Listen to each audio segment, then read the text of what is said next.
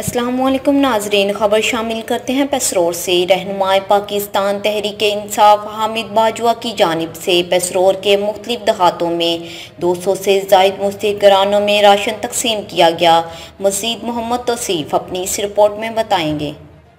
तफसीलात के मुताबिक रहनुमा पाकिस्तान तहरीक इंसाफ उम्मीदवार पीपी 40 चौधरी हामिद अली बाजवा की तरफ से मुस्तहिक़ घरानों में राशन की तकसीम का सिलसिला जारी है।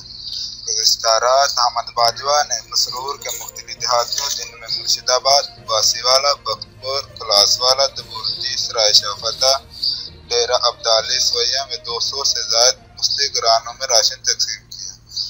याद रहे कि जब से कोरोना वायरस की वबा से लॉकडाउन शुरू हुआ है, लोग घरों में बेरोजगार होकर बैठ गए।